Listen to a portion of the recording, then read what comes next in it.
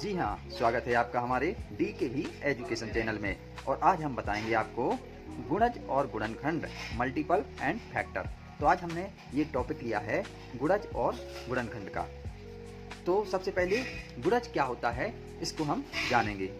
जब किसी संख्या में अन्य पूर्णांक से गुणा करने पर जो संख्या प्राप्त होती है वह उस संख्या का गुणज कहलाती है। मान लो कोई संख्या है और उसमें हम किसी भी संख्या का गुणा करें तो जो संख्या हमें प्राप्त होती जाती है वो क्या कहलाती है, उसका गुणज कहलाती है।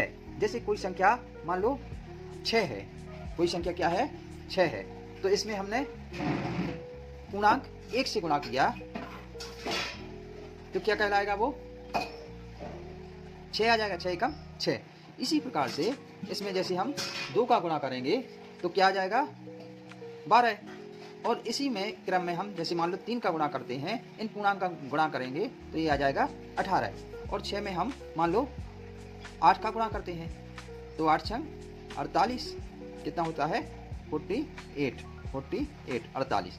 तो ये भी इसका गुणज कहलाता है। तो अब क्लियर हो गया होगा कि किसी संख्या में अन्य पूर्णांक से, मान लो ये संख्या 6 है, इसमें किसी अन्य पूर्णांक 8 से, 3 से, 2 से, 1 से, जो भी जिससे भी हम गुणा करें तो जो संख्या प्राप्त होती है वह उस संख्या का क्या कहलाती है, गुणज कहलाती है।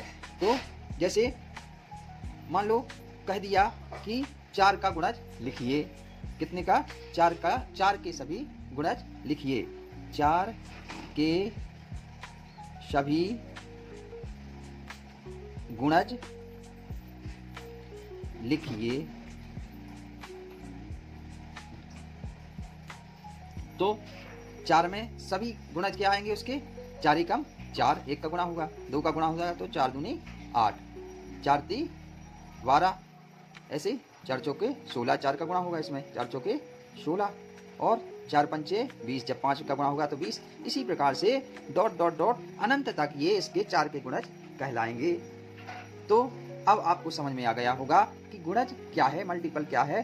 तो किसी भी संख्या में किसी भी पूर्णांक का गुणा करें तो जो संख्या आए वह उसका गुणज कहलाती है। इसी प्रकार से मान लो 6 का गुणज, 7 का गुणज कर लो, 7 का गुणज क्या होता है, तो 7 के सभी गुणज क्या कहलाते हैं, 7, 14, 8, 7 दूनी 14, 7 ती 21, 7 चौके 28, 7 पना 35। इस प्रकार से जो भी जितने भी इसका पहाड़ा, एक गुणज को उसका पहाड़ा भी बोलते हैं। तो मतलब जो 7 की संख्या में जितने भी पहाड़ा आता जाएगा, 7 का पहाड़ा जितना भी बड़ा करते जाएं वो सब इसके 7 के गुणज कहलाएंगे। इसी प्रकार के ये 4 के गुणज कहलाएंगे। तो आशा है कि अब आपको गुणज समझ में आ गया होगा कि किसी भी संख्या का गुणज क्या कहलाता है। तो अब हम बताएंगे आपको कि गुणनखंड क्या है, गुणनखंड क्या कहलाता है। तो गुणनखंड की परिभाषा से आपको क्लियर करेंगे, किसी संख्या को अन्य संख्याओं के गुणनफल के रूप में तोड़ने की क्रिया को गणित में गुणनखंड कहते हैं। तो जैसे कोई संख्या ये है और ये इसके गुणनफल हैं, तो इस प्रकार से इस संख्या को तोड़ते हैं। जैसे इसमें तोड़ना मतलब विभाजित करना। तो जैसे 1 से, जैसे 16 है तो इस 1 से विभाजित होगी, 2 से विभाजित होगी, 4 से विभाजित होगी, 8 से विभाजित होगी और 16 से विभाजित होगी। इसी प्रकार से जो दूसरी संख्या दी गई है वह 12 से विभाजित होगी, मतलब 1 से विभाजित होगी 12, और 2 से विभाजित होगी 3 से, और 4 से भी भाग चला जाता है, 4 ती 12, और 6 से भी विभाजित होगी और 12 से भी विभाजित होगी। इसी प्रकार से जो अपना 14 है वो 1 से भी, 2 से भी विभाजित होता है, 7 से भी, और स्वयं 14 से विभाजित होता है।